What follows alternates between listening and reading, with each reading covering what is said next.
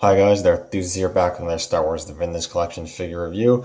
And today I have the new Greef Karga from The Mandalorian. Specifically, this is how he appears in The Mandalorian Season 2. This is the only figure I've gotten from the wave so far. I'll get into that more in a little bit, but here I have him in the packaging. I got him from Amazon Canada, which as of recording this video, they still have him in stock. Surprisingly, he's like one of the few figures from the wave they actually do have in stock.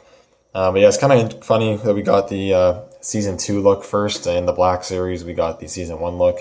Vintage Collection, we got Season 2 look. So hopefully in the Vintage Collection, we'll eventually get the Season 1 look, and then vice versa with the Black Series.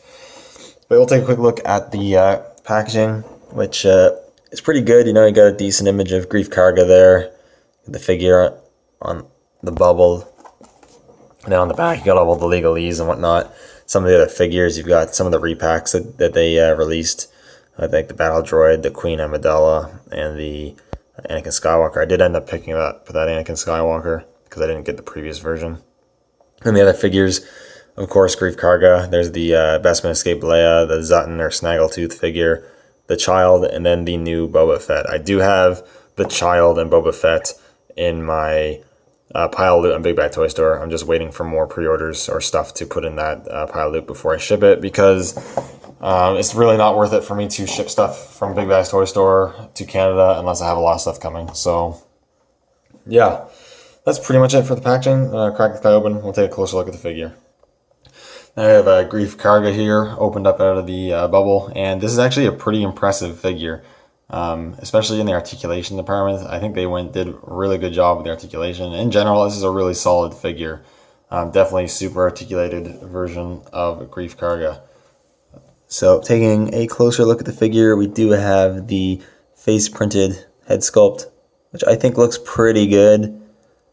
Yeah, he's got the gray beard going, which looks pretty nice. The black hair, the eyes and whatnot all looks pretty good at this scale. Looks pretty great.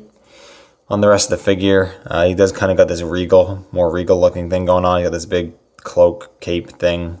That's a fairly soft plastic, so it doesn't get out of the way of articulation pretty well. It is yellow on the inside, and you got some nice details. Mine did miss the mark a little bit on this brown lining, but that's okay.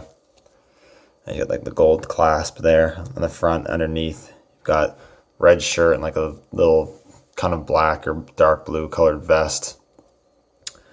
And he just got some gloves, the red. He does have a holster on the lower part of the tunic.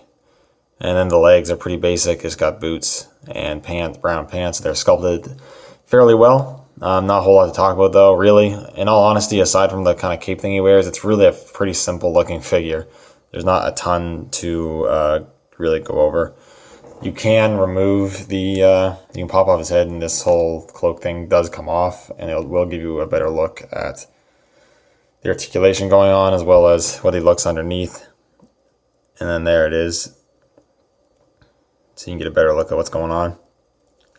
But yeah, let's move on to articulation, because it's actually really good. He has a double ball joint in the neck, which you get a lot of really great motion, up quite a bit, down quite a bit. Great pivot, rotation, it goes all over the place. Ball hinges at the shoulders move 90, they rotate. The single hinges at the elbows move beyond 90, which is really cool, and they rotate as well. And you also have the up and down hinges at the wrists with a rotation, which is great. A ball joint at the waist, which moves pretty good. The ball hinges at the hips, which are a little hindered by this plastic tunic piece, but they still go out a decent amount. They are a little on the stiff side. You do have rotation at the thigh as well. I do wish they would start doing different hip articulation.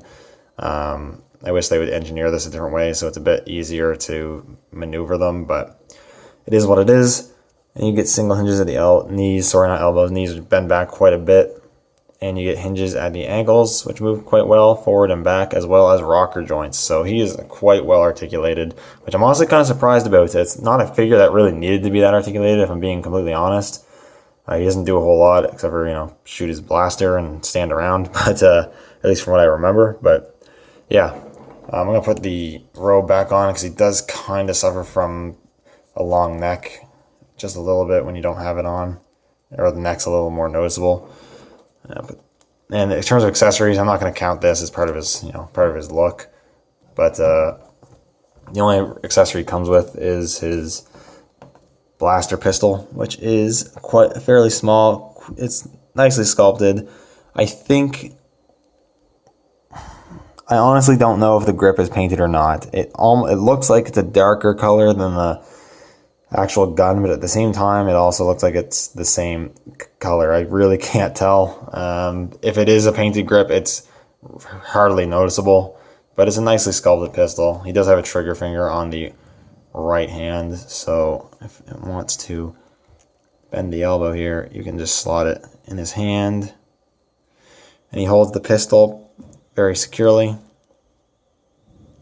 And you got Greef Karga holding the gun. You can also holster it in the holster, like so. I think this is how this goes. I don't think it can go another way. Because of the scope, it doesn't really, yeah, it goes in this way.